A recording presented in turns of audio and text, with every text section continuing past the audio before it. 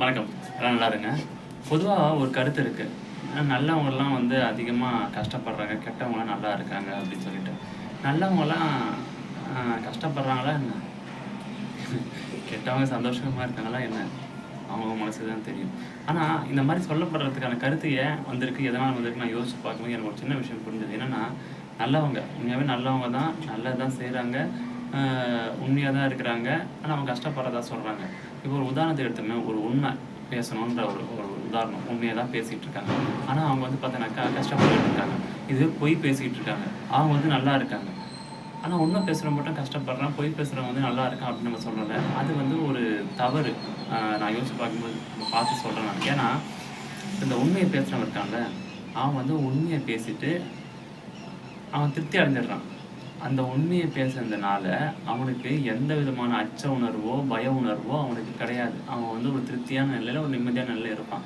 ஆனால் இந்த பொய் பேசுகிறான் தெரியுமா, அவனுக்கு வந்து ஒரு அச்ச உணர்வு இருக்கும், ஒரு பய உணர்வு இருக்கும். என்னென்னா, எப்போ நம்ம மாட்டிப்போம், எப்போ நம்மளோட கூட்டு உடஞ்சிடும் இப்படின்னு ஒரு பய உணர்வு இருப்பான். ஆனால் இங்கே என்ன நடக்குது அப்படின்னாக்கா, உண்மையை பேசினால அவனுக்கு வந்து இதுக்கு மேலே அவன் வந்து நிம்மதியாக இருக்கான், திருப்தியாக இருக்கான். உண்மையாக சொன்னால இதுக்கு மேலே ஒரு கிரெடிட் வரும்னு எதிர்பார்க்குறான். நம்ம நல்லது உண்மை பேசணும்ல, அதுக்காக வரும். அப்படிலாம் கிடையாது. நம்ம என்ன செயல் செய்கிறோமோ அந்த செயலுக்கான வினை அந்த செயலோடு தொடர்ந்து இருக்கும். அப்படியே அது முடிஞ்சிடும். ஆனால் அதுக்காக வந்து நான் உண்மையே பேசினேன்ல, அதுக்காக எனக்கு மேற்கொண்டு சந்தோஷம் வரணும், மேற்கொண்டு எனக்கு ரிவார்டு வரணும் அப்படின்னு நினைக்கிறது வந்து அவ்வளோ சரியாக படலை. அந்தந்த செயலோடையே போயிடுது. இது ஒரு விஷயம் தனியாக இருக்கட்டும். அடுத்தது நம்ம பன்னாடைன்னு நம்ம சொல்லுவோம்.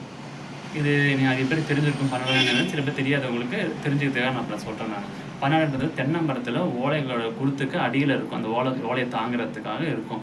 அந்த பன்னாடை தான் வந்து அது பேர் தான் பன்னாடைன்னு சொல்லுவாங்க. இந்த பன்னாடையை எதுக்கு திட்டுறதுக்காக பயன்படுத்துகிறாங்க அப்படின்னு நம்ம நிறைய பேர் தெரிஞ்சிருக்கோம். நான் சொல்கிறேன்.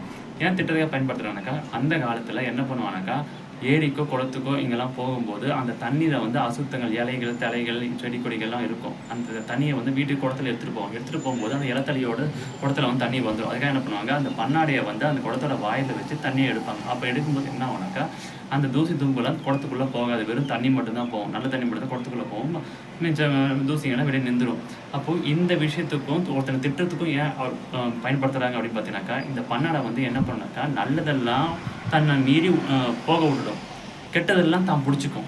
அப்போ என்ன திட்டத்துக்கு ஏன் பார்த்தீங்கன்னா, இந்த திட்ட நபர் வந்து நல்லதெல்லாம் போக விட்டுறான், கெட்டதை மட்டும் தனக்குள்ளே வாங்கிக்கிறான். அப்போனா அவன் பன்னாடை மாதிரி தானே, அப்போ அது குணாசின் உடையவன் தானே, அதுக்காக தான் அப்படி திட்டுறாங்க.